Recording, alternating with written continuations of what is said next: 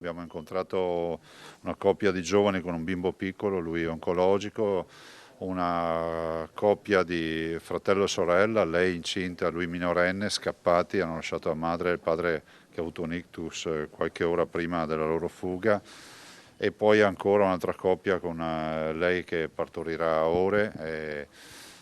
E poi una coppia di fratelli che non hanno più nessuno in Ucraina e uno dei due fratelli è in carrozzina. Hanno tutti degli sguardi spettrali. Si concentra sul risvolto umano della tragedia ucraina Luca Zaia, a margine del sopralluogo che ha portato all'hub di prima accoglienza di Noale anche il numero uno della protezione civile italiana Fabrizio Curcio. Il numero degli arrivi registrato in Veneto dalle prefetture da 40 giorni a questa parte è di 11.459 profughi, poco meno le tessere sanitarie temporanee rilasciate. Di questi soltanto 218 sono ospitati negli hub individuati dalla regione, oltre a Noale, Asiago, Isola della Scala, Monselice e Valdobbiadene, ma è una cifra più di tutte che rivela il dramma di un popolo. I bambini minori non accompagnati in Veneto sono 234, sono fra virgolette orfani, cioè non hanno genitori, non hanno nessuno.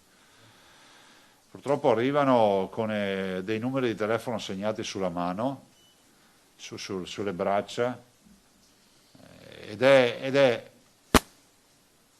l'immagine plastica di questa tragedia.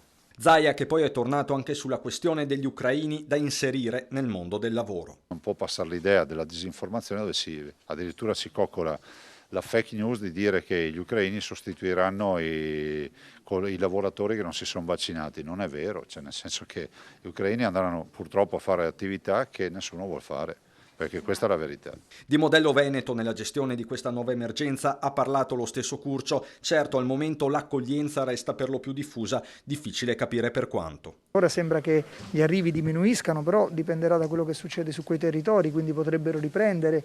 C'è un tema, tra virgolette, anche di, chiamiamola emersione, no? Di questi 85.000 persone, noi appunto ne assistiamo direttamente a una minima parte. Quanto la rete amicale continuerà a essere, come dire, a sostenere le altre che si sono autonomamente sistemate. Questi sono dubbi e domande che noi per primi ci facciamo, non abbiamo le risposte per tutte.